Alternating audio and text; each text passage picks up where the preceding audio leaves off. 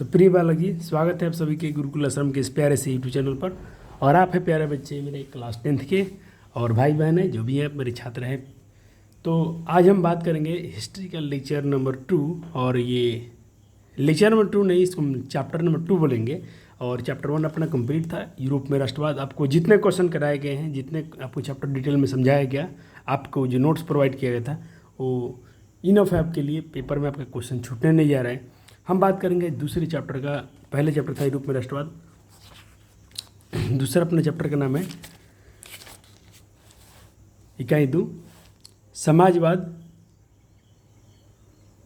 और इसको थोड़ा एडजस्ट करना पड़ेगा मुझे। चलो, चैप्टर का नाम है। और बच्चा जी आपके लिए अब दूसरा फ़ोन ले लिया गया है, जो कैमरा का इशू होता है, इसीलिए वीडियो को थोड़ा लेट होता है। अब आपके लिए लेक्चर लेट नहीं होंगे और हम बड़े बड़े लेक्चर भी अब शूट कर पाएंगे। वन शॉट लेक्चर, बड़े बड़े लेक्चर उसमें नहीं हो पा रहा था। उसमें तो 30-40 मिनट के वीडियो भी शूट करना मुश्किल हो रहा था। अब इसमें देखता हूँ नया फ़ोन आ गया है और ये पहला वीडियो शूट हो रहा है। तो चलिए, चैप्टर का नाम है समाजवाद एवं साम्यवाद। सर, समाजवाद क्या है? तो समाजवाद बच्चे जी एक विचारधारा है जिसमें जो भी उत्पादन होता है उस पर उसके स्वामित्व मतलब अधिकार सारे लोग का होगा, सभी लोग का समान अधिकार होगा, उसे हम समाजवाद बोलते हैं। और तो अब समाजवाद बच्चे जी हम बात करेंगे, चलो 2 भागों में बट गया था। और समाजवाद आया क्यों? बात होगी सर ये समाजवाद आया क्यों? तो समाजवाद आया था इसीलिए क्योंकि जो पूंजीपति वर्ग लोग थे और जो औद्योगिक क्रांति के कारण से जो पूंजीपति वर्ग थे, वो कहीं ना कहीं मजदूरों का, जो कारीगर थे, कामगार थे, उनका शोषण हो रहा था। उनके शोषण के प्रति आवाज़ उठाने के लिए, उनके शोषण को दूर करने के लिए, उनका जो भी समस्या था इसका समाधान करने के लिए एक वर्ग आया जिस वर्ग को बोला गया समाजवाद। देखो, इन शोषण के विरुद्ध आवाज़ उठाने के लिए एक वर्ग विहीन समाज की स्थापना करने में समाजवादी विचारधारा ने अग्रणी भूमिका निभाई है। सबसे आगे यही लोग आए थे। हम आगे पढ़ेंगे बच्चा जी। फिर इसमें लिखा भी है कि एक ऐसी व्यवस्था है, समाजवाद क्या है? एक ऐसी व्यवस्था है जिसमें उत्पादन की पर निजी लाभ के न होकर, निजी लाभ मतलब सिर्फ एक व्यक्ति का लाभ न होकर उस सारे समाज के लिए उस पर अधिकार होता है, स्वामित्व होता है। तो समझ ले कि क्या है समाजवाद है। बात हो रहा है कि समाजवाद की उत्पत्ति क्या है, कैसे हुई? तो समाजवाद की उत्पत्ति की मूलतः भावना जो है 18वीं शताब्दी के औद्योगिक क्रांति के फलस्वरूप हो गया था। औद्योगिक क्रांति ने सभी देशों की आर्थिक व्यवस्था, मैं थोड़ा सा डिस्प्ले का लाइट देख लूँ।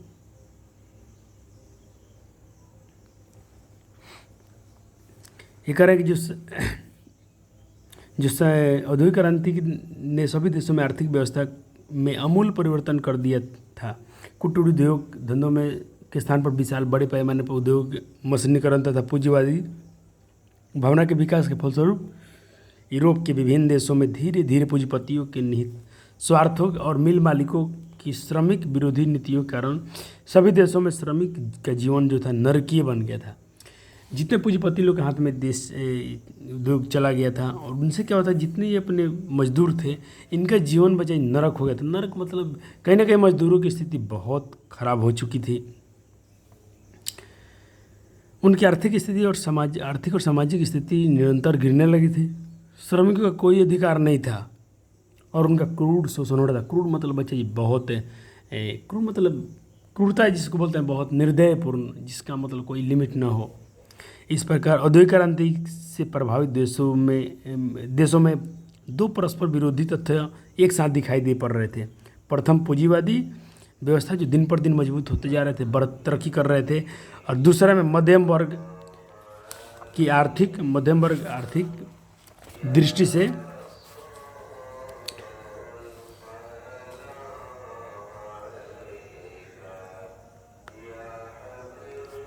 समृद्धशाली होते जा रहे थे। द्वितीय श्रमिकों की आर्थिक स्थिति का तेजी से पतन हो रहा था। इस प्रकार उत्पादन की प्रक्रिया का एक महत्वपूर्ण घटक भूखे मरने के बाद हो गया। एक वर्ग जो था जो भूखे मरने के लिए बाध्य हो रहा था। मजदूरों को श्रम अपने संगठन बनाने का कोई अधिकार नहीं था। मजदूर वर्ग पूरी तरह पूंजीपतियों की दया पर निर्भर थे। अगर पूंजीपति अच्छा मिल गया तो मजदूर का जीवन ठीक ठाक था। अगर पूंजीपति लोग की दया सही नहीं है, उन पर दया नहीं है, तो गया उनका जीवन बेकार हो गया। इस तरह हम आर्थिक दृष्टि समाज को 2 भागों में बांट सकते हैं, एक पूंजीपति वर्ग और एक श्रमिक वर्ग। चलिए समाज कितने भागों में बट चुका है? पूंजीपति वर्ग में और श्रमिक वर्ग में। पूंजीपति मतलब समझिए कि जहाँ पर उद्योगपतियों की बात हो रहा है, पैसे वालों की बात हो रहा है, और श्रमिक मतलब समझते हैं श्रम करने वाले मजदूर वर्ग की बात हो रहा है। जिस समय श्रमिक जगत की आर्थिक दुर्दशा और सामाजिक पतन की स्थिति से गुजर रहा था, उसी समय श्रमिकों के कुछ वर्ग राष्ट्रभक्तों, विचारकों और लेखकों को मार्गदर्शन लेखों का मार्गदर्शन प्राप्त हुआ। इन व्यक्तियों ने सामाजिक और आर्थिक क्षेत्रों में एक नवीन विचारधारा का प्रतिपादन किया, जिसे समाजवाद के नाम से जाना जाता है। इन विचारकों में सेंट साइमन, फॉरियर, लुई वला, Robert Owen, Karl Marx, Engels के नाम उल्लेखनीय हैं। इन महान विचारकों ने यूरोपीय देशों में प्रचलित आर्थिक व्यवस्था की कड़ी आलोचना की तथा औद्योगिक संगठन और पूंजीपतियों और श्रमिक के परस्पर संबंधों के विषय में नवीन सिद्धांतों का प्रतिपादन किया। ऐतिहासिक दृष्टि से आधुनिक समाजवाद का विभाजन 2 चरणों में किया जा सकता है। एक मार्क्सवाद, जिसे हम लोग वैज्ञानिक समाजवाद के नाम से जानेंगे, और एक मार्क्स के बाद। मार्क्स के पहले वाले को हम लोग यूटोपियन समाजवाद कहते हैं, और मार्क्स के बाद जो जीवन रहता है उसको हम लोग वैज्ञानिक समाजवाद कहते हैं। तो क्वेश्चन देखो, हम यहाँ पढ़ने जा रहे हैं यूटोपियन समाजवाद। यूटोपियन समाजवाद में बच्चे जी सबसे पहला आया था सेंट साइमन। तो क्वेश्चन पूछा है कि यूटोपियन समाजवाद के जनक कौन है? तो इसमें सबसे पहले आएंगे अपना सेंट साइमन, और यूटोपियन समाजवादी की वजह से स्वप्नदर्शी समाजवादी भी कहा जाता है, याद रखिएगा। अब इसमें सबसे महत्वपूर्ण कौन है? जो फ्रांस के विचारक हैं सेंट साइमन। उनका मानना क्या था कि राज समाज को ढंग संगठित करना चाहिए, लोग को एक दूसरे के शोषण के बदले मिलजुल कर प्रकृति का दोहन करना चाहिए। जो भी सामान है उसको यूज करना, प्राकृतिक चीज़ें उसको दोहन यूज करना है, मिलजुल करें। और यहाँ पर हम समाज का ऐसा वर्ग हो जिसमें हम किसी का दोहन न, किसी का शोषण न करें, मिलजुल कार्य करें। इसीलिए इन्होंने एक नारा बोलते हुए बताया था कि प्रत्येक को क्षमता के अनुसार और प्रत्येक को उसके कार्य के अनुसार। यही समाजवाद का एक आगे मूलभूत नारा बन गया था। समाजवाद का मूलभूत नारा क्या है? प्रत्येक को उसकी क्षमता के अनुसार और प्रत्येक को उसके कार्य के अनुसार। एक महत्वपूर्ण यूटोपियन विचारक, फिर कहते हैं एक महत्वपूर्ण यूटोपियन विचारक है। पहला हमने पढ़ लिया सेंट साइमन, दूसरा आएंगे जिनका नाम है चार्ल्स फॉरियर। वह आधुनिकवाद के खिलाफ थे, ये कंपनी के खिलाफ हैं। इनका मानना यह है कि जितने श्रमिक है छोटे छोटे नगरों कस्बों में काम कीजिए। आप बड़े बड़े कंपनी में जाकर काम ना करके छोटे छोटे शहरों में, आप छोटे छोटे कस्बों में, गाँव इलाकों में काम करो, ताकि आपका दोहन ना, आपका शोषण ना हो। फिर हम बात करेंगे, उन्होंने किसानों के लिए एक फ्लंक्स योजना बनाया था जो सफल नहीं हुआ, असफल हो गया। अब अगले यूटोपियन समाजवादी विचारक आएंगे जिनका नाम हो, ये भी फ्रांस के हैं, अभी जितने आ रहे हैं फ्रांस के आए, जिनका नाम है यूटोपियन चिंतकों में एकमात्र एक ऐसे व्यक्ति आए जो राजनीति में हिस्सा लिए थे, जिनका नाम था लुई वला। ये ऐसे विचारक हैं जो पॉलिटिशियन थे और उसमें भाग भी लिए थे। और उनके अनुसार कहते कि, और लुई वला उसके सुधार कार्यक्रम व्यवहारिक थे। उनका मानना था कि आर्थिक सुधारों को प्रभावकारी बनाने के लिए पहले जो है राजनीतिक सुधार करना आवश्यक है। फ्रांस से बाहर का एक व्यक्ति आएंगे जो फ्रांस के बाहर के होंगे, जिनका नाम होगा रॉबर्ट ओवन। क्वेश्चन पूछेगा आपसे कि रॉबर्ट ओवन कहाँ का निवासी था, तो ब्रिटिश रहेगा या ब्रिटेन रहेगा? ब्रिटिश या ब्रिटेन आपके ऑप्शन में दिख जाएगा। क्लियर है? तो ये एक ऐसे व्यक्ति हैं जो विचारक हैं, मजदूरों को सहायता करने के आए हैं, लेकिन पहली बार ये खुद उद्योगपति हैं। ये उद्योगपतियों के खिलाफ से बचाने के लिए, उद्योगपति होते हुए भी उद्योगपतियों को आलोचना करते हुए, और मजदूरों को क्या क्या सुविधा देना चाहिए, क्या उनको सुविधा देने से फ़ायदा हुआ, उस पर चर्चा करेंगे। इन्होंने फैक्ट्री की स्थापना तो किया था स्कॉटलैंड में, लेकिन इन्होंने देखा कि उसमें जो श्रमिक काम कर रहे हैं उनकी वेतनिक सुविधा अच्छा कर दिया जाए, और सारे फैसिलिटी मजदूर को अच्छे से दिया जाए। तो उन्होंने एक नोटिस किया, उन्होंने महसूस किया कि मुनाफा कम होने के बजाय मुनाफा बढ़ गया। नियमतः तो ये कहता है कि मान लो किसी कंपनी में 10 कारीगर हैं, इनके कंपनी में भी 10 व्यक्ति हैं, अगला कंपनी मजदूर को 500 में काम करा देता है, ये वही 10 मजदूर को ये 1000 देते हैं, तो इनका मुनाफा कम नहीं हुआ, उसके बदले मुनाफा बढ़ गया, क्योंकि संतुष्ट कारीगर दिखाई दिए। और इन्होंने बोला था कि भाई संतुष्ट जो कारीगर होंगे, श्रमिक होंगे, वही वास्तविक श्रमिक है। मान लीजिए कहीं पर 5 आदमी काम कर रहे हैं, और कहीं पर 10 आदमी काम कर रहे हैं, 500 आदमी संतुष्ट नहीं है, तो वो काम जितना नहीं निकाल पाएंगे, इधर का संतुष्ट कारीगर 10 कारीगर ही काम निकाल सकते हैं 500 के बराबर या उनसे अधिक, क्योंकि ये संतुष्ट कारीगर हैं। क्यों? क्योंकि इनको अच्छी वेतन मिल रहा है, अच्छी सुविधाएं मिल रही हैं, तो ये कहीं ना कहीं खुश है, संतुष्ट है। तो किन के अनुसार संतुष्ट कारीगर ही श्रम वास्तविक श्रमिक है? किन के अनुसार? तो आप बताइए। रॉबर्ट ओवन के अनुसार। रॉबर्ट ओवन कहाँ के निवासी थे? बच्चे मैं जितना क्वेश्चन यहाँ पर ऑन कैमरा बोल रहा हूँ आपको वही दिमाग में सेट कर लेना है। यही क्वेश्चन आपके लिए काफ़ी हो जाएंगे और यही पेपर में आपके आते भी हैं, इससे ज़्यादा क्वेश्चन आपको आता भी नहीं है। चलिए, अब यहाँ पर बात हो रहा है कि उपयुक्त चिंतकों जो जितने चिंतक आए थे, मानव की मूलभूत अच्छाई एवं जगत की पूर्णता में विश्वास किया गया इनके द्वारा। इन्होंने वर्ग संघर्ष के बदले समन्वय पर बल दिया। फिर भी इन चिंतकों का अपना योगदान है। प्रथम ये आरंभिक चिंतक हैं जिन्होंने पूंजी और श्रम के बीच संबंध का समस्या का निवारण करने का प्रयास किया। दूसरे मार्क्स ने इनकी विफलता को जैसे ये लोग आए थे, इनसे जो भी कुछ सफलता, इनके से जो भी कुछ इनको विफलता मिला, इनसे सीखकर यूटोपियन समाजवादी सीखकर वैज्ञानिक समाजवादी में जो सुधार करना चाहिए, इसे कार्ल मार्क्स करेंगे।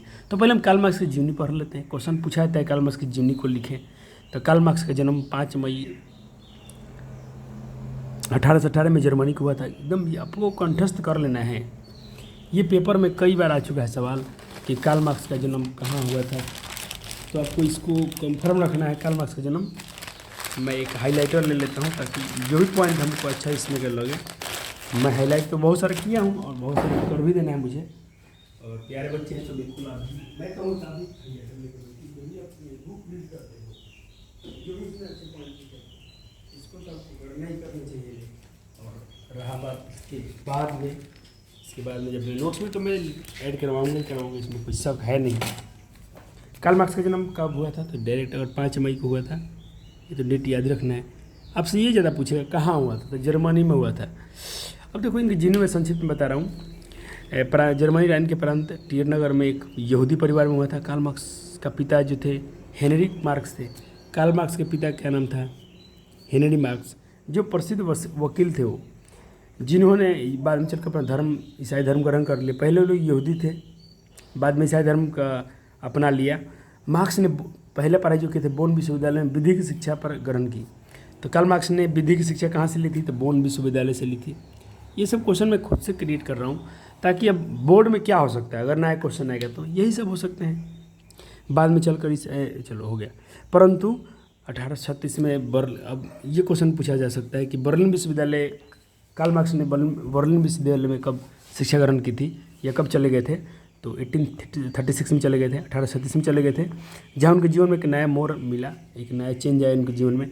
मार्क्स जो थे हीगल के विचारों से प्रभावित, मार्क्स हीगल के विचारों से प्रभावित था, यानी थे। 1843 में उनकी शादी हो रही है बचपन की मित्र जेनी से, ठीक है, विवाह कर लेते हैं।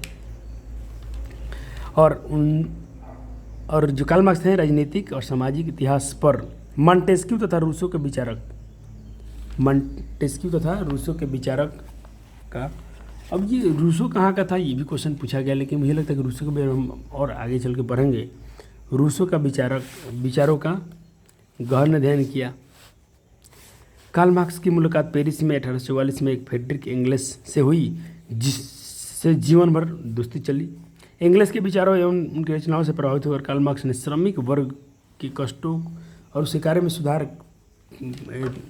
दशा में सुधार पर विचार आरंभ किए, क्योंकि दशा में सुधार होना चाहिए, मजदूरों की स्थिति अच्छी हो जानी चाहिए। और मार्क्स ने एंगल्स के साथ मिलकर 1848 में साम्यवादी घोषणा पत्र प्रकाशित किया। साम्यवादी घोषणा पत्र प्रकाशन किसने किया? तो कार्ल मार्क्स ने किया था। और दो व्यक्तियों का नाम रहे तो कार्ल मार्क्स और एंगल्स रहेंगे, जिसे आधुनिक समाजवाद का जनक कहा जाता है। तो वैज्ञानिक समाजवाद का जनक या आधुनिक समाजवाद का जनक किसे कहा जाता है? तो कार्ल मार्क्स को कहा जाता है।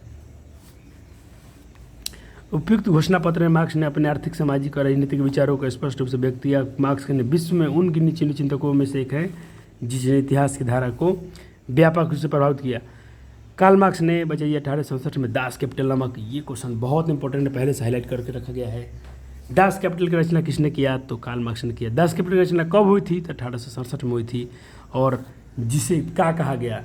कहा दास कैपिटल को ही समाजवादियों का बाइबिल कहा गया। तो इनमें समाजवादी का बाइबिल किसे कहता है, तो दास कैपिटल कहता है। दास कैपिटल का स्थापना कब हुआ था या कब, तो इसको दास कैपिटल की रचना कब की गई थी, तो 1867 में की गई थी। मैंने क्वेश्चन को 2 बार 3 बार रिपीट इसलिए किया ताकि बच्चे को पढ़ते पीरियड में ही याद हो जाए, अगर बच्चे ध्यान से सुन रहे हैं तो। और मेरे लेक्चर वही बच्चे देखेंगे। व्यू तो ऐसे ही हम लोग कम जाते हैं, लेकिन जो भी अपना व्यू कम जाए, जो भी जाए, बच्चे इसमें अच्छा परफॉर्म करें, अच्छे नंबर लाएँ। बाकी कोई बात नहीं है, जितने बच्चे हों साफ़ सुथरा पढ़ें, अच्छा पढ़ें, मज़ा आएगा। अब कार्ल मार्क्स के सिद्धांत के बारे में पेपर में आता है, तो ये सिद्धांत आपको याद रखने हैं डायरेक्ट, जो 5 दिए हैं यही डायरेक्ट आपको याद रखना है। अब जो भी है इसके बारे में कुछ और पढ़ना हम लोगों को बताएगा कि भाई कार्ल मार्क्स के अनुसार जो इतिहास हैं उसे 6 चरण में बांटा गया है। आप इनको थोड़ा थोड़ा पढ़ लीजिएगा, सारे पॉइंट पढ़ना जरूरी नहीं, मैं अच्छे पॉइंट पढ़ के निकल जाऊँगा। कार्ल मार्क्स के अनुसार ऐतिहासिक को बच्चे जी 6 चरण में बांटा गया है या देखा जा सकता है। पहला है आदिम साम्यवादी युग, दास्ता युग, सामंती युग, पूंजीवादी युग, समाजवादी युग और साम्यवादी युग।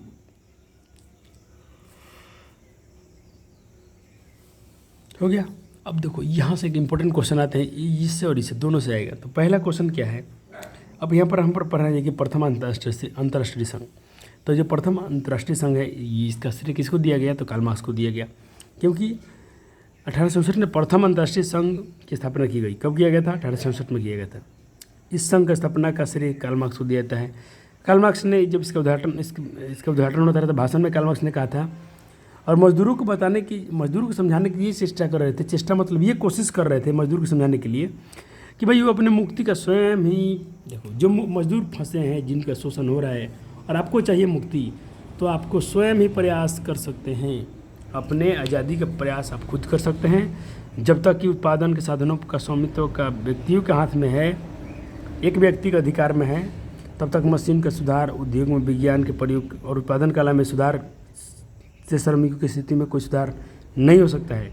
उनका अंतिम लक्ष्य था पूंजीवाद का विनाश होना चाहिए। इस सम्मेलन का एक बुलंद नारा था, अधिकार के बिना कर्तव्य नहीं और कर्तव्य के बिना अधिकार नहीं। ये प्रस्तुत नारा किसका था, तो कार्ल मार्क्स का था।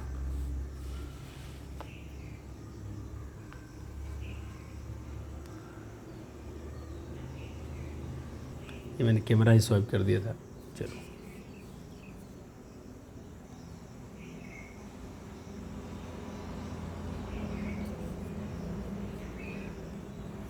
अब हमारे पास है बच्चे जी द्वितीय अंतर्राष्ट्रीय संघ। पहला तो हो गया 1864 में, दूसरा जो है 14 जुलाई 1889 में हुआ था, 1889 में हुआ था। और ये पेरिस में एक सम्मेलन हुआ था, वहाँ पर हुआ था, जिसमें 20 देश। क्वेश्चन पूछा जाए कि भाई द्वितीय अंतर्राष्ट्रीय संघ में कितने देश शामिल हुए थे, तो 20 देश शामिल हुए थे। और 20 देश के कितने प्रतिनिधि, तो 400 प्रतिनिधि ने इसमें भाग लिया था। जिसे द्वितीय अंतर्राष्ट्रीय संघ के नाम से जाना जाता है। इस संघ का स्थापना मार्क्सवादी समाजवाद की तेजी फैलाने में बहुत साबित हुआ। इस सम्मेलन में यह निर्णय लिया गया, यहाँ से 2-3 पॉइंट अच्छे से लिए गए। पहला कि मजदूर दिवस जो मनाया जाता है इसी सम्मेलन के माध्यम से, प्रत्येक वर्ष 1 मई को मजदूर दिवस एकता का दिवस के रूप में मनाया जाएगा, ठीक है। और तब से ही बच्चा जी 1 मई को अंतर्राष्ट्रीय मजदूर दिवस मनाया जाता है पूरे संसार में। ये पंक्तियाँ कुछ आप खुद से रीड कर लीजिएगा। इस प्रकार समाजवादी आंदोलन को अंतर्राष्ट्रीय स्तर पर एक मजबूत आधार मिलने पर श्रमिकों में विश्वास एवं इस आशा का संचार हुआ, इतिहास उनकी तरफ है तथा भविष्य में एक ऐसे संसार का निर्माण होना है जो शोषण और उत्पीड़न से मुक्त होगा, जहाँ पर किसी का शोषण नहीं होगा। ऐसा उनका एक अनुमान था, ऐसा विश्वास था। इसी बीच एक क्रांति होगी, जिस क्रांति का नाम होगा बोल्शेविक क्रांति। और 1917 की बोल्शेविक क्रांति बहुत इंपॉर्टेंट है, कई बार पेपर में आ गया है। और इसी बोल्शेविक क्रांति को बच्चा जी हम लोग अक्टूबर क्रांति के नाम से जानते हैं, जो हम इस चैप्टर में पढ़ने जा रहे हैं। चलिए पढ़ते हैं। तो पहले बोल्शेविक क्रांति जो है, उस समय जो शासक था रूस का, जार निकोलस द्वितीय था। कौन था? जार निकोलस द्वितीय। और इसमें दिक्कत क्या था, इसमें लोकतंत्र की, देखो इसको हटाने का मतलब क्या था, उसमें रूस के सम्राट को जार कहा था। ये क्वेश्चन इस बार भी पूछा गया था इस पेपर में, पहले से हाईलाइट भी किया गया, जो मैं पिछले बैच को पढ़ाया था। रूस में सम्राट का मतलब क्या होता है? जार। तो रूस में जार का अर्थ क्या होता है? तो जार का अर्थ यही बताइएगा, रूस के सम्राट होता है, रूस का सम्राट होता है। और इसमें इसकी जार के जो निरंकुश शासन है, इसको अंत करना था और लोकतंत्र की स्थापना करना ही नहीं था, बल्कि ये बोल्शेविक क्रांति का सिर्फ यही उद्देश्य नहीं था, बल्कि इसमें सामाजिक, आर्थिक और व्यवसायिक क्षेत्रों में कुलीन पूंजीपतियों और जमींदारों की शक्ति का अंत कर मजदूरों के और किसानों की सत्ता का स्थापना करना। रूस की बोल्शेविक क्रांति की सही मायने में नवंबर 1917 में संपन्न हुई थी। इस क्रांति में एक नई राजनीति, सामाजिक व्यवस्था, साम्यवाद के आदर्श, एक समाजवाद का आदर्श उपस्थित करने के साथ साथ विश्व में सर्वप्रथम सर्वहरा वर्ग की सत्ता में, देखो विश्व में पहली बार सर्वहरा वर्ग लाने की कोशिश भी किया गया। और इस सर्वहरा वर्ग कैसा है, कैसा समाज है? तो ऐसे समाज जहाँ पर किसान, मजदूर ये सब आते हैं, इस वर्ग को हम लोग सर्वहरा वर्ग कहते हैं। इसको पहली बार लाने की चेतना भी कोशिश भी की गई थी। लेकिन इसके कारण क्या थे? तो बोल्शेविक क्रांति के पहला कारण था बच्चा जी, इसके निम्नलिखित कारण थे, जिसमें पहला था जार के निरंकुश और अयोग्य शासन। जार था बच्चे जो रूस में जार निकोलस द्वितीय था उस समय, वो निरंकुश राजा था जिस पर कोई अंकुश नहीं था, मनमानी करते जा रहा था। और उसका अयोग्य शासन, उसके पास कोई अच्छी नीति नहीं थी, उसके पास कोई जनता का सुख दुख से उससे कोई चिंता नहीं था। और सिर्फ उसमें क्या था, अफसर तानाशाही था, जिससे जनता बच्चे बहुत परेशान हो चुकी थी और जनता की स्थिति बच्चे जी बदतर से बदतर होती जा रही थी। ये प्रमुख कारण था। दूसरा कारण कृषकों की दयनीय स्थिति। क्वेश्चन पूछा जाएगा कि भाई कि रूस में क्या बोलते हैं, कृषि दस्ता कब समाप्त कर दी गई थी? तो 1861 में। रूस में दास प्रथा, कृषि दास प्रथा जो प्रथा था, इसे कब खत्म कर दिया गया था? 1861 में। फिर भी किसानों में कोई सुधार नहीं आया, क्योंकि छोटे छोटे खेत थे और जो खेती हो रही थी आधुनिक ढंग से हो रहा था। और किसानों के पास बच्चे इतने उन पर कर लाद दिया था, इतने कर का बोझ था, इतने टैक्स दबा गया था, टैक्स से दबे हुए थे किसान, कि उनके पास क्रांति के सिवाय कोई और चारा ही नहीं था, कोई दूसरा उपाय उनके पास था ही नहीं। तीसरा, मजदूरों की स्थिति दयनीय। कंपनी में कार्य करने वाले कारीगर जो थे उनके पास भी कोई खास उनके पास अधिकार नहीं था और उनका बहुत बेजोर से शोषण हो रहा था। तो मार्क्स का एक नारा भी था कि भाई मजदूर के पास अपने बेरिया खोने के अलावा और कुछ दूसरा रास्ता नहीं है। यानी मजदूर कहीं ना कहीं आंदोलन करना चाहिए। अब क्या होगा, खुद से खुद क्या आपका जाएगा, आपके घर द्वार तो जाएगा नहीं, ऐसे ही आपकी स्थिति अच्छी नहीं है, आप खूब से खूब खो देंगे इस नारा आंदोलन में, इस क्रांति में, तो आप अपने बेरिया खोएंगे। अपना जो बेरी मतलब क्या होता है, जंजीर, जो अपना गुलामी है उसको खो देंगे आप, और आपको कुछ नहीं जाने वाला है। तो ये लोग भी उसमें हिस्सा लिए। औद्योगिकरण की समस्या, रूसी औद्योगिकरण पश्चिमी पूंजीवादी औद्योगिकरण से भिन्न था। यहाँ पर सिर्फ एक ही लोग का विकास हो रहा था और सिर्फ विदेशी पूंजीपति जो थे वो आर्थिक शोषण करते जा रहे थे और इसमें कहीं ना कहीं मजदूरों के खिलाफ कोई अच्छा काम इसमें हुआ ही नहीं। अगला कारण दिया गया है रूसीकरण की नीति। रूसीकरण की नीति मतलब बच्चा जी जर्मन में, रूस में वहाँ पर अधिक लोग जो थे स्लाव जाति के थे, वहाँ पर मुख्य लोग थे जो स्लाव जाति के थे। उसमें ये भी जातियाँ थी, फिन, पोल, जर्मनी। लेकिन जब इन लोगों पर रूसीकरण लादा गया, बोला कि भाई आप इसी भाषा को मानो, इसी धर्म को मानो, तब वहाँ की एक जाति था जो पोलो, ये लोग क्या किए, 1863 में विद्रोह कर दिए। जो पोलो जाति थे रूस की सरकार के खिलाफ क्या कर दिए, विद्रोह कर दिए, क्योंकि इन पर ज़बरदस्ती थोपा जा रहा था कि आप इसी धर्म को माने, इसी भाषा को माने। तो ये कहीं से उचित नहीं है। अब हिंदी बोलने वाले को अंग्रेजी बुलवाया जाए तो कितना दिक्कत होगा। अब एक और सबसे बड़ा कारण विदेशी, ये भी क्वेश्चन बहुत इंपॉर्टेंट है, क्रीमिया का युद्ध।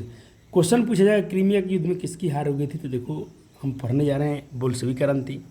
तो बोल्शेविक क्रांति में भाई कहाँ हुआ था, रूस में हुआ था। तो देखो रूस में एक और कारण होता है, जब विदेशी घटना घट रही थी तो उसमें सबसे पहला जो है विदेशी घटना क्रीमिया के युद्ध में रूस की हार। तो क्वेश्चन पूछा क्रीमिया के युद्ध में किसकी हार हो गई थी, तो रूस की हार हो गई थी। और 1904 से 5 में रूस जापान युद्ध से भी पहली बार क्रांति जन्म दिया था। अंततः प्रथम विश्व युद्ध में बोल्शेविक क्रांति का मार्ग खुल गया था।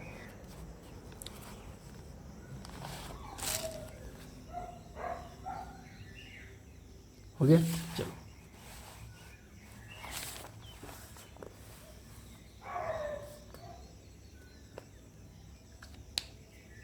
अब देखो जापान से हार 1905 की क्रांति। 1905 की क्रांति में रूस जापान में एक बुरी तरह से रूस हार गया था उसमें। ये भी एक बहुत बड़ा बोल्शेविक क्रांति का कारण था।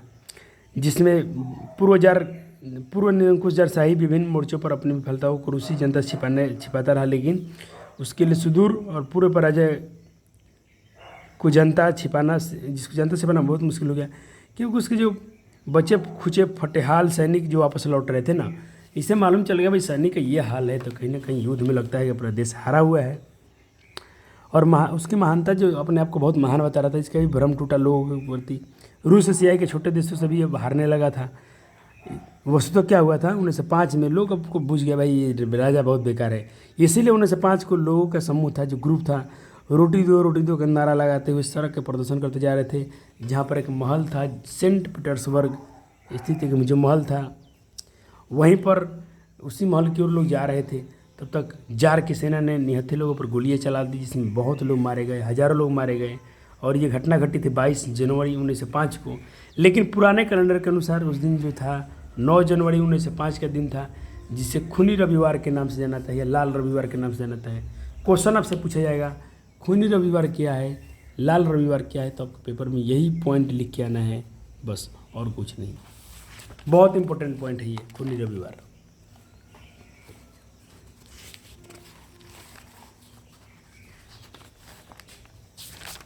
चलो एक और पॉइंट था अपने पास, ये भी क्वेश्चन पूछा है कि भाई रूस में ड्यूमा संगठन कब हुआ। रूस में ड्यूमा संस्था संगठन गठन कब हुआ, तो 1906 में हुआ था। लेकिन ये ज़्यादा देर चला नहीं। जैसे युद्ध लोग मारे गए थे, लोग जो भूल गए इस क्रांति को, इस घटना को लोग जैसे भूले, फिर इसको छीन लिया गया। और लेकिन लोगों के प्रति जो था राष्ट्रवाद जो फैल रहा है, लोगों के प्रति जो क्रांति के जो आग लगा है, ये तो बुझा नहीं, ये सुलगता रहा।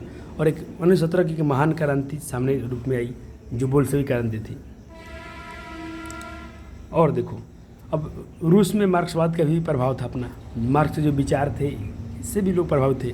तो यहाँ पर क्वेश्चन पूछा जाएगा कि एक लियो टॉल्स्टॉय थे।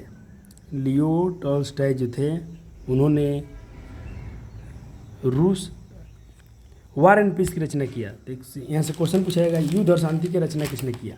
हिंदी में पूछा जाएगा युद्ध और शांति की रचना किसने किया, तो टॉल्स्टॉय ने किया। इसी का इंग्लिश नाम है वार एंड पीस। वार मतलब युद्ध और पीस मतलब शांति। तो युद्ध और शांति की रचना किसने किया, तो आप जानते हैं लियो टॉल्स्टॉय ने किया था। और इनको प्रोत्साहन देने के लिए अन्य चिंतक भी साथ में थे। औद्योगिक मजदूरों में कार्ल मार्क्स के समाजवादी विचारों का पूर्ण प्रभाव था। मार्क्सवादी रूस ने मजदूरों ने जितने मार्क्सवादी लोग थे वो मजदूरों के बीच में काम करने लगे, ताकि मार्क्सवादी लोग का विचार जो था वो और बढ़े, उनकी संख्या बढ़े और बढ़ा भी। तो एक रूस का जो पहला साम्यवादी था जिसका नाम था प्लेखनोव, जो रूस में जरसाई को ख़त्म करने के लिए पूरा तत्पर था और वो साम्यवादी व्यवस्था की स्थापना चाहता था। तो साम्यवाद या समाजवाद का सबसे पहले प्रयोग कहाँ किया गया था, तो रूस में किया गया था, याद रखना आपको। और 1898 में रशियन सोशल डेमोक्रेटिक पार्टी की व्यवस्था बनाया, लेकिन ये पार्टी ज़्यादा दिन चली नहीं, उसमें फूट पड़ गया। जो इसमें बहुमत, अब पार्टी फूटा तो इसमें दो खेमे में बटा, एक में बहुत लोग थे और दूसरे खेमे में कम लोग थे। जो बहुत लोग थे उसको बोल्शेविक कहलाया, जिसमें बहुत लोग थे बोल्शेविक कहला गया, और जिसमें अल्पमत, जिसमें कम लोग थे, उसे मेंशेविक कहा गया। ठीक। और 1901 ईस्वी में सोशलिस्ट एक रिवोल्यूशनरी पार्टी का गठन किया गया, जो किसानों की मांग उठाते रही है पार्टी, और मार्क्सवादी विचारधारा से प्रभावित होकर मजदूर किसान संगठन की क्रांति का एक महान कारण भी साबित हुआ। सर्वहारा वर्ग क्या है, तो आपको यही याद रखना है, एक ऐसा वर्ग जिसमें गरीब मजदूर किसान वर्ग सभी लोग आते हैं, उसे हम लोग सर्वहारा वर्ग कहते हैं। और तत्कालीन कारण परीक्षा में पूछा गया था कि बोल्शेविक क्रांति क्या बच्चा जी, तत्कालीन कारण क्या था, तो इसका तत्कालीन कारण था प्रथम विश्व युद्ध में रूस की हार, पहला कारण। अब लिखा भी गया है जो 14 से 18 तक प्रथम विश्व चला था, रूस भी अपने मित्र राष्ट्रों की शामिल था। इस युद्ध में सम्मिलित होने का एकमात्र उद्देश्य था रूसी जनता आंतरिक असंतोष को भूलकर बाहरी मामलों में उलझ जाए, इसीलिए वो शामिल हो गया। परंतु युद्ध में चारों तरफ से फिर सेना किसकी हार हुई, रूस की सेना की हार हुई, कि उसके पास अच्छे हथियार नहीं थे, भोजन की सुविधा नहीं थी। अब युद्ध के बीच में ही जार निकोलस जो द्वितीय था, सेना कमान खुद संभाल लिया। और खुद युद्ध में चला गया वो। परिणाम स्वरूप दरबार खाली हो गया और उनकी जो पत्नी थी जरीना, जार निकोलस द्वितीय की पत्नी कौन थी? तो जरीना थी। और उसके तथाकथित गुरु थे जो राष्ट्रपुतिन, जो राष्ट्रपुतिन कौन था? तो पादरी था। ये भी क्वेश्चन पूछा गया है, राष्ट्रपुतिन कौन है? तो पादरी है। जार निकोलस द्वितीय की पत्नी कौन है? तो जरीना है। ये दोनों पॉइंट को याद रखना है। ये लोग इनको एक षड्यंत्र करने का मौका मिल गया, जिसके कारण राजतंत्र की प्रतिष्ठा को, और जो उनकी राजतंत्र थी इनकी प्रतिष्ठा और गिर गई। जनता तो ऐसे ही इनसे तंग आ गई थी, जनता को इनका पूरा भ्रम टूट ही गया था, लेकिन इनका जो और प्रतिष्ठा से बच्चा खुचा वो भी गिर गया, क्योंकि राष्ट्रपति जो पादरी था इनका प्रतिष्ठा को हनन कर दिया, उसको षड्यंत्र करने का मौका मिल गया। 7 मार्च 1917 को पुराने कैलेंडर के अनुसार 22 फरवरी था उस दिन, जहाँ पर पेट्रोग्राद, जिसे हम लोग लेनिनग्राद भी की सड़क कहते हैं, वहाँ पर किसान मजदूर जुलूस निकाल के जा रहे थे रोटी दो का नारा लगाते हुए। 8 मार्च को कपड़े की मिल की सारी महिलाएं भी उस मजदूर शामिल हो गई और रोटी की मांग करते हुए हड़ताल का नेतृत्व किया, जिसमें अन्य किसान मजदूर भी शामिल हो गए और लाल झंडों की इसमें भरमार थी। जब सेना की एक टुकड़ी भीड़ पर गोली चलाने को कहा गया तो इस विद्रोह वहाँ पर ये भी नहीं चला ये लोग। और जो उनका एक जो जार निकोलस द्वितीय का एक विश्वसनीय टुकड़ी था, उनका एक सेना का एक टुकड़ी था, ब्रासंस्की रेजिमेंट था, ये भी उस दिन मना कर दिया। ये भी इसने भी, और ये भी क्या किए, ये भी कर दिया। सैनिकों का विद्रोह बढ़ता जा रहा था, बढ़ता गया, फलतः अब सैनिक विद्रोह करने लगे। इसके परिणाम स्वरूप क्या हुआ कि जार निकोलस द्वितीय 12 मार्च को 1917 को अपना देश छोड़ के भाग गया, गद्दी त्याग दिया। और फरवरी की रूसी क्रांति थी, क्योंकि यह फरवरी की रूसी क्रांति थी क्योंकि पुराने कैलेंडर के अनुसार 27 फरवरी 1917 का दिन था और नए कैलेंडर के अनुसार 7 मार्च था। घटना तो मार्च में हुआ, लेकिन ये पुराने कैलेंडर से फरवरी का दिन था, इसीलिए इसे फरवरी की घटना भी कहा जाता है। इस तरह रोमनो वंश का निरंकुश का अंत भी हो गया और सर्वप्रथम लोबाव के नेतृत्व में 12 मार्च को बुजुर्वा सर का गठन हुआ। 15 मार्च को बुजुर्वा सर का गठन हुआ, परंतु रूसी लोगों ने स्वतंत्रता की आकांक्षा की थी कि महज, लेकिन उनकी और महत्वाकांक्षा थी कि सामाजिक और आर्थिक सारी स्थिति भी सही हो जाए। और अंत में बुजुर्वा सरकार गिर गई तथा केरेंस्की के नेतृत्व में एक उदारवादी समाजवादी की सरकार गठित किया गया। इस सरकार का मुख्य उद्देश्य था, तो केरेंस्की सरकार का मुख्य उद्देश्य क्या था? तो इसका मुख्य उद्देश्य था कि भाई मित्र राष्ट्रों के सहयोग से युद्ध चलाना, व्यक्तिगत संपत्ति की रक्षा करना, संविधान द्वारा भूमि समस्या, सबको समस्या का सुलझा देना। लेकिन बोल्शेविक लोग को ये सरकार स्वीकार नहीं था। आप इसको जरूर पढ़ लीजिएगा कि भाई अंतर्राष्ट्रीय महिला दिवस कब मनाया जाता है? तो 8 मार्च को मनाया जाता है। ठीक है, क्वेश्चन पूछा है कि अंतर्राष्ट्रीय महिला दिवस को किसने स्थापना किया था? तो संयुक्त राष्ट्र संघ ने। किसने? संयुक्त राष्ट्र संघ ने। कब किया था? तो 1975 में किया था। आप इसको भी पढ़ लेंगे कि जो ये 13 दिन का अंतर आ रहा है डेट में, यहाँ पर 7 मार्च को लड़ाई हो रहा है, उसको 22 फरवरी हम क्यों हो रहे हैं? क्योंकि वो 2 कैलेंडर था, एक जूलियन कैलेंडर था और एक ग्रेगोरियन कैलेंडर था। इन दोनों के बीच में बच्चे जी 13 दिन का डिफरेंस था। ठीक है, इसीलिए बच्चे जी 1905 की क्रांति को हम 22 फरवरी को हुई थी। अक्टूबर की क्रांति देखो, इसी कारण बच्चे जी 12 मार्च को और अक्टूबर की क्रांति 7 नवंबर को संपन्न हुई थी। इसी तरह 1905 की क्रांति 22 फरवरी को भी संपन्न हुई थी, क्योंकि इसमें 13 दिन का डिफरेंस है। अब दूसरे व्यक्ति आएंगे जिसका नाम होगा लेनिन। इनका बहुत महत्वपूर्ण योगदान होगा, इनके बारे में पूछा जाएगा। तो भाई पहले इनको भाई देखो, इसको जो पहले की सरकार थी इनको निर्वासित कर दी थी और 1917 में जब पेट्रोग्राद पहुँचे, लेनिनग्राद पहुँचे सड़क पर, तो जनता का उत्साह और बढ़ गया कि भाई आ गए उनका नेता। लेनिन ने घोषणा की है कि भाई रूसी क्रांति पूरी तरह ख़त्म नहीं हुई है। और आपसे क्वेश्चन पूछेगा कि भाई अप्रैल थीसिस कार्यक्रम किसने लिखा? अप्रैल थीसिस कार्यक्रम किसने लिखा? तो लेनिन ने लिखा। अप्रैल थीसिस की रचना किसने किया? तो लेनिन ने किया। तो ये बहुत इंपॉर्टेंट पॉइंट है, याद रखना है, परीक्षा में बार बार आया। इसमें 3 नारा दिया गया था कि भाई भूमि, रोटी और शांति। भूमि, शांति और रोटी, 3 नारा लगाया गया था। इसी नारा का उपयोग करके केरेंस्की सरकार को उलट देने का निश्चय लेनिन का था, क्योंकि ये बोल्शेविक लोग को ये सरकार पसंद नहीं थी।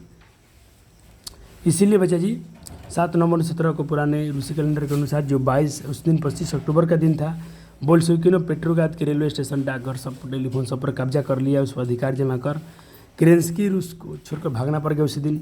इसी बोल्शेविक महान क्रांति को अक्टूबर क्रांति कहते हैं। तो क्वेश्चन परीक्षा में आएगा आपसे कि अक्टूबर क्रांति किसे कहते हैं, तो पेपर में यही लिख के आना है, ये सब्जेक्टिव क्वेश्चन आएगा, ठीक है।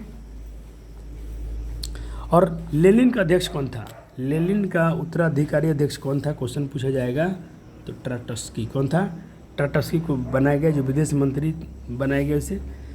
और विश्व में पहली बार शासन जो था, सत्ता जो थी सर्वहारा वर्ग के हाथ में आई थी पहली बार। और सत्ता पर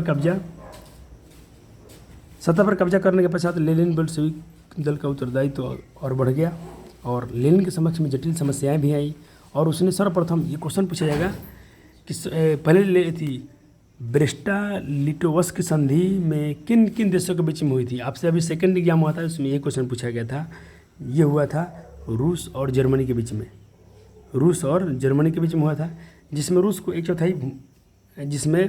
रूस को लगभग 1/4 भूमि गंवाना पड़ गया था। परंतु लेनिन प्रथम विश्व युद्ध से बाहर हो गया तथा उसके आंतरिक समस्याओं में अपना ध्यान केंद्रित किया गया। इसी समय रूस में गृहयुद्ध की समस्या शुरू हो गई, जिसमें अमेरिका, जापान, ब्रिटेन, फ्रांस ने भी हस्तक्षेप किया। हम पढ़ रहे हैं कि बोल्शेविक क्रांति के कारण क्या थे, तो ये सब कारण हम पढ़ते जा रहे हैं। और सोवियत रूस पर आक्रमण कर दिया, परंतु लेनिन ने साहसपूर्वक विरोधियों का सामना किया।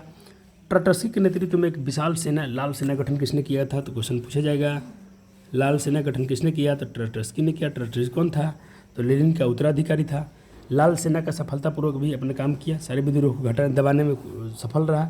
और चेका नामक गुप्त पुलिस संगठन किसने बनाया, ट्राटस्की ने बनाया, जहाँ पर इसका मतलब था विद्रोहियों पर छापा मारकर गिरफ्तार कर लेना। लेनिन ने एक शक्तिशाली केंद्रीय स्थापना किया और सन 1918 में विश्व का पहला समाजवादी शासन स्थापित हुआ। तो क्वेश्चन पूछेगा विश्व का पहला समाजवादी देश कौन था, तो रूस को बनाया गया और यहाँ पर एक नया संविधान बनाया गया। इसके द्वारा रूस का नाम सोवियत समाजवादी गणराज्यों का समूह USSR में परिवर्तित कर दिया गया। लेनिन नए राज्यों में प्रतिनिधि सरकार की व्यवस्था थी। राजनीतिक संगठन सबसे निचले स्तर पर था। सोवियत सब कुछ सुधार करते करते लेनिन ने बच्चे जी अपने क्या किया कि अपने नए संविधान में के द्वारा अन्य 18 वर्ष के जितने अधिक उम्र वाले थे सभी नागरिकों को मताधिकार मतलब वोट डालने का अधिकार प्रदान कर दिया। ये कुछ ज्योमेट्रिकल डायग्राम दिया गया है।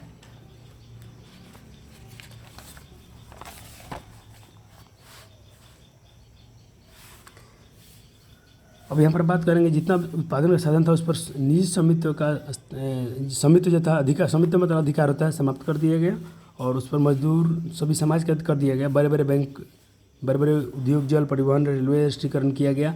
शिक्षा पर चर्च का अधिकार समाप्त कर दिया गया, उसका भी राष्ट्रीयकरण कर दिया, राष्ट्र के पक्ष में दे दिया गया। यानी स्कूल अब की पढ़ाई अब चर्च में नहीं होगी, स्कूल में होगा, जो सरकार के पक्ष हाथ में होगा। और बोल्शेविक दल का नाम बदलकर साम्यवादी दल कर दिया गया। तो क्वेश्चन चैप्टर में शुरू में पढ़ा था समाजवादी और साम्यवादी। तो समाजवादी ही क्या है, साम्यवादी है। जो पहले जहाँ पर एक पार्टी बना था जो 2 दल में टूटा था, बोल्शेविक दल और मंशेविक दल। बोल्शेविक दल में क्या थे, जो सर्वहारा वर्ग के लोग थे, इसमें किसान, मजदूर सब लोग शामिल थे।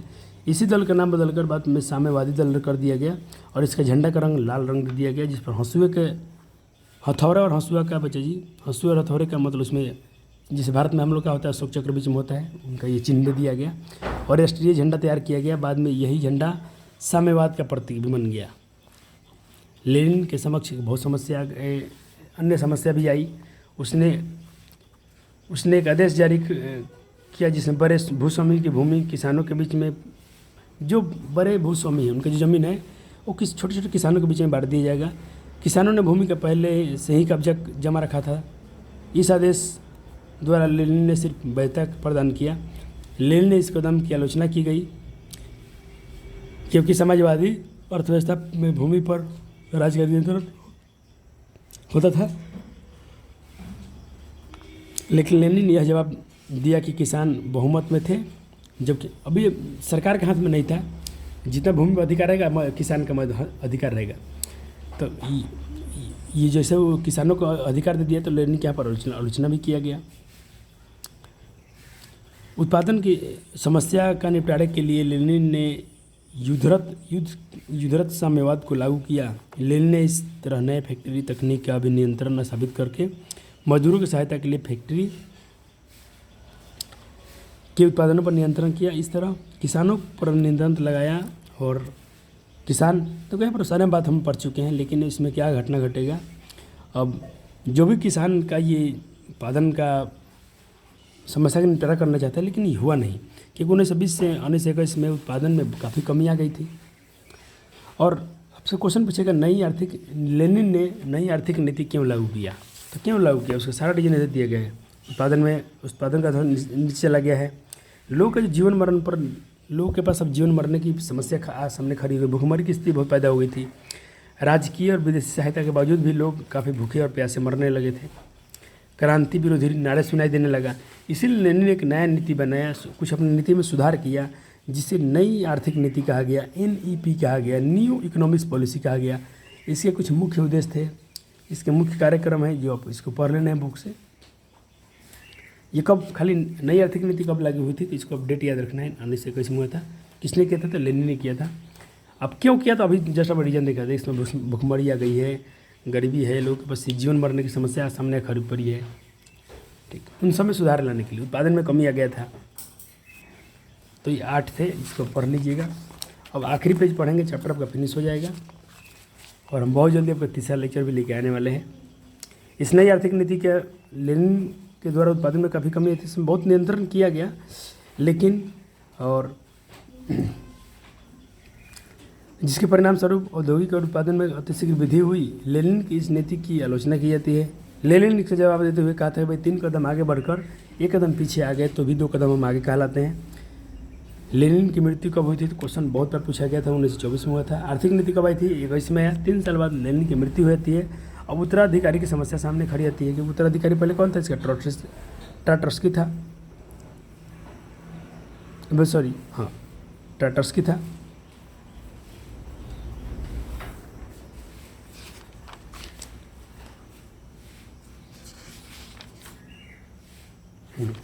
इसका उत्तराधिकारी ट्राटर्स्की था, लेकिन इस संघर्ष में स्टालिन जीत गया। इसका बनना चाहिए ट्राटर्स्की को, लेकिन ये नहीं बनता है। अब बन जाता है इस संघर्ष में एक नेता सामने जीत गया, जिसका नाम था स्टालिन। स्टालिन जीत गया। अब स्टालिन और इसने कहा कि सारा नेता लोग को मरवाना शुरू कर देगा। ट्राटर्स्की को भी निर्वासित हटा दिया, विदेश मंत्री से हटा दिया। 1930 के दशक में लगभग सारे नेता को ख़त्म कर दिया। जो लोग शामिल थे, जितने लड़ाई में सब लोग शामिल थे, सबको मरवा दिया, हटा दिया। लोकतंत्र तथा भाषण की प्रेस, सबका अधिकार समाप्त कर लिया ये स्टालिन। और स्टालिन कौन था, तो याद रखिएगा कम्युनिस्ट पार्टी का महासचिव था। 1953 में इसकी मृत्यु हो जाती है, लेकिन मृत्यु तक सोवियत संघ का समाजवाद के निर्माण में प्रतिकूल प्रभाव पड़ा। इसमें ऐसी भी विशेषताएं भी, इसकी कुछ विशेषताएं भी थी जो मार्क्सवाद और क्रांति की मानवतावादी आदर्शों के विपरीत थी। स्वतंत्रता तक के सीमित हो जाने पर भी कारण भी कला साहित्य के विकास पर भी विपरीत प्रभाव पड़ा, परंतु दूसरी ओर फायदा भी हुआ। ये सारा चीज़ में तो नुकसान हुआ है स्टालिन के आने से, लेकिन दूसरी ओर ये भी देखा गया कि इसके स्टालिन के अथक प्रयास से रूस विश्व के मानचित्र में एक शक्तिशाली रूप में आ गया। रूस को एक शक्तिशाली रूप के सामने ला दिया। 3 पंचवर्षीय योजनाओं के फलस्वरूप रूस की औद्योगिक उन्नति शिखर पर पहुंच गई। कृषि का आधुनिकीकरण भी किया गया। विज्ञान की उन्नति हुई। द्वितीय विश्व युद्ध समाप्त होने से पहले रूस को एक महान शक्ति के रूप में जाना जाने लगा। युद्ध के सम्मेलनों में रूजवेल्ट चर्चित के साथ स्टालिन भी भाग लेता था। इस प्रकार 3 दशक में ही तिरस्कृत, आक्रांत और कमज़ोर रूस विश्व की एक महान शक्ति बन गया और वहाँ की मेहनतकश जनता में क्रांति ने अस्थायी रूप से अपनी जड़ें जमा ली थी। इन लोगों के सहयोग के अनुसार रूस एक शक्तिशाली बन गया। तो क्वेश्चन पूछा गया कि भाई यहाँ से मैं 2-3 चीज़ पढ़ लेता हूँ ये बॉक्स वाला से। एक मिखाइल गोर्बाचोव जो है 1985 में राष्ट्रपति बनते हैं, जिन्होंने प्रेस्त्रोइका जो पुनर्गठन और नुस्त यानी जो खुलापन की अवधारणा पेश की थी। सोवियत संघ का गठन कब हुआ था, तो ये क्वेश्चन पूछेगा, 1991 में हुआ था। और शीत युद्ध क्या होता है, तो एक ऐसा युद्ध होता है जिसमें सिर्फ इसे वाक्य युद्ध कहते हैं, जिसमें सिर्फ मुंह से युद्ध लड़ाता है, लेकिन इसमें वास्तविक युद्ध नहीं होती है, लेकिन इसके परिणाम स्वरूप लोगों में शस्त्रों की होड़ लग गई। और ये पॉइंट पढ़ लीजिएगा, रूस की क्रांति के प्रभाव, पहला प्रभाव, दूसरा, तीसरा, चार, 5 प्रभाव दिया है। पाँचों प्रभाव खुद से आपको पढ़ लेना है। और जो मेरा टारगेट था कि बच्चे आपका ये चैप्टर ख़त्म करना है, तो कर ही दिए हमने। और इसके जितने क्वेश्चन हैं हमने अब तक बहुत सारे क्वेश्चन को इंक्लूड किया है। तो पहले तो इस क्वेश्चन को आप खुद से अभ्यास करके देखिएगा। ये सारे क्वेश्चन को आप खुद से अभ्यास करना है ताकि आपको पढ़ने का कुछ फ़ायदा दिखे।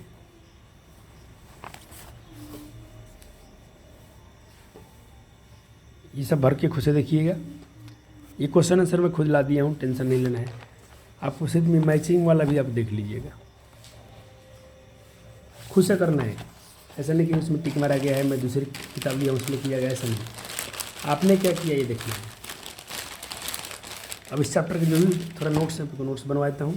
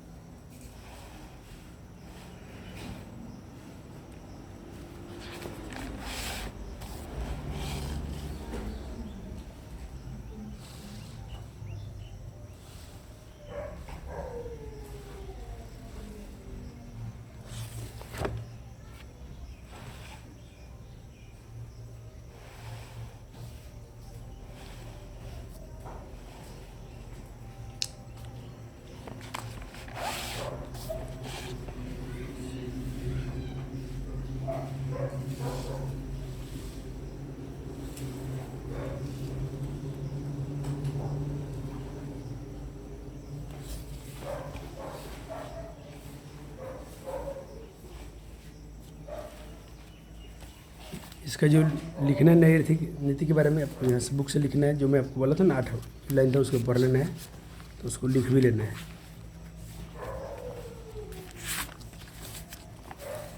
यहाँ से पूरा पढ़ने लिख दीजिए, 1 से लेके 8 तक।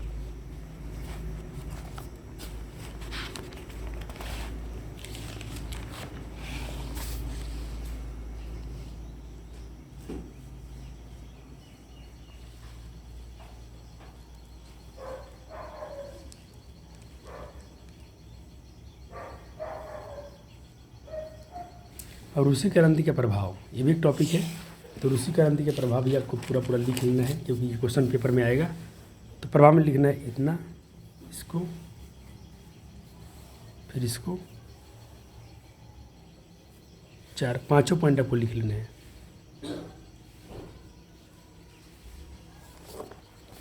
और ये जो बॉक्स में दिया है तो इसको भी आपको नोट करना है। तीनों बॉक्स लिख लीजिएगा, 1 2 3। इसको साइड से लिख लीजिएगा, क्योंकि यहाँ से क्वेश्चन आपको डायरेक्ट पूछे जाएंगे। अब चैप्टर के जो है तब प्रश्न अभ्यास शुरू हो जाते हैं। तो पहला क्वेश्चन था पूंजीवाद क्या है, आपके एनसीईआरटी का प्रश्न है। दूसरा प्रश्न है खूनी रविवार से क्या समझते हो। अक्टूबर क्रांति क्या है, अक्टूबर क्रांति क्या है, तो आंसर यहाँ से है। नहीं पढ़ते जहाँ पर सारे लोग अधिकार जमा लिए थे, स्टेशन कचहरी सब पर अधिकार जमा लिए, जिससे स्टालिन भाग गया, करंस्की वहाँ से भाग गया रूस छोड़कर, तो भाग गया। तो उसी महान बोल्शेविक महान क्रांति को अक्टूबर क्रांति के नाम से जाना जाता है, जो 7 नवंबर 1917 को हुई थी। ये क्वेश्चन पूछा है, सर्वहारा वर्ग क्या है।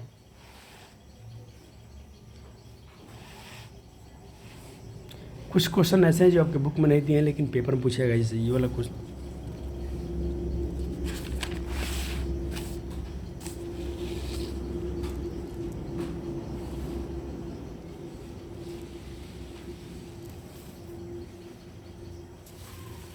और ये क्वेश्चन तो मैं छोड़ दिया हूँ, इसको मैं कराऊंगा आगे। बोल्शेविक क्रांति की 2 तत्कालीन कारण को लिखो, तो यही था। एक तो प्रथम विश्व युद्ध में उसकी हार, और दूसरा था मार्च की क्रांति एवं निरंकुश राजतंत्र का अंत। ये तत्कालीन कारण थे, बोल्शेविक क्रांति की 2 तत्कालीन कारण थे। मार्च क्रांति के बाद केरेंस्की के नेतृत्व में बनी सरकार का मुख्य उद्देश्य क्या था।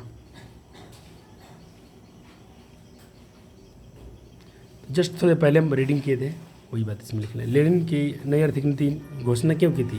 तो आपने देखा था देश में उत्पादन में समय कमी आ गया था, लोग को भुखमरी की समस्या बढ़ गई थी। इस सबको दूर करने के लिए अपनी नीति में सुधार लाया। चलो धीरे प्रश्न आपको मैं सेव कराना है आपको।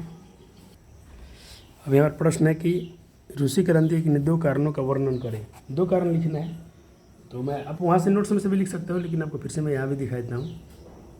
आप यहाँ से भी लिख सकते हैं, मैं आपको PDF दिखाता हूँ, यहाँ से आप लिख लीजिएगा।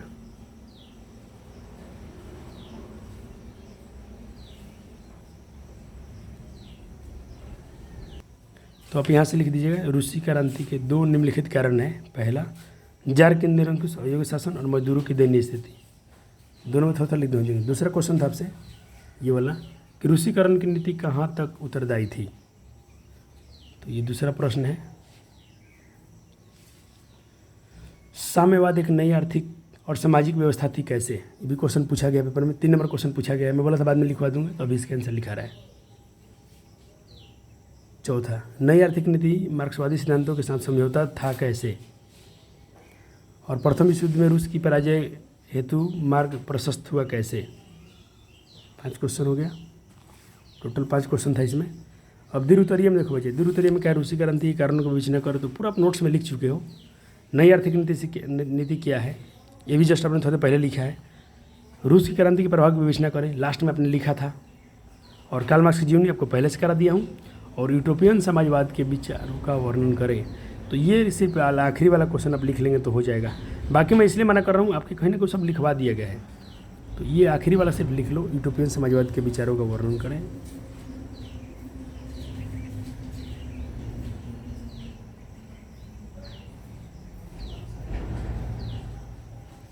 चलो हो गया। तो इस तरह से अपने चैप्टर होते हैं फिनिश। लेकिन अब इसके जो ऑब्जेक्टिव बच गया था, इसके ऑब्जेक्टिव हम करेंगे। और सिर्फ ऑब्जेक्टिव के एनसीईआरटी नहीं होगा, जो अब तक पूछे गए हैं सारे क्वेश्चन, इसमें लगभग हम 35 क्वेश्चन लाए हैं। आपको बुक में कितना दिया होगा, 15-20 क्वेश्चन दिया होगा ऑब्जेक्टिव। तो पहले बुक वाला सारा क्वेश्चन करा देते हैं।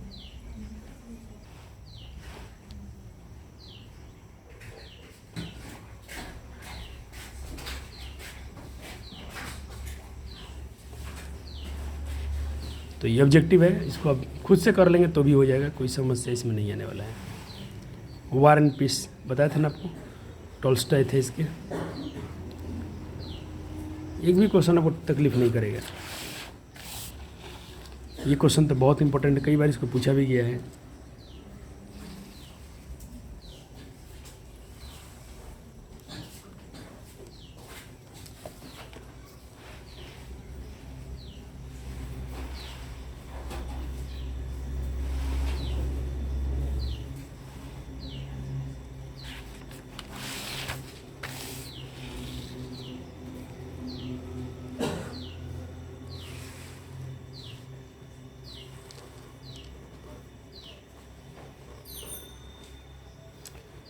रूस में अल्पमत वाला क्या कहलाया, अल्पमत वाला मेंशेवी कहलाया, बहुमत वाला क्या कहलाया, बोल्शेवी कहलाया। ये भी क्वेश्चन आ गया है बीच में से, इसलिए बुक पूरा पढ़ना बहुत ज़रूरी होता है। दास कैपिटल का प्रकाशन किसने कब हुआ, तो 67 में हुआ था। किसने किया, तो कार्ल मार्क्स ने किया था, और उसे समाजवादियों का बाइबिल भी कहा गया था।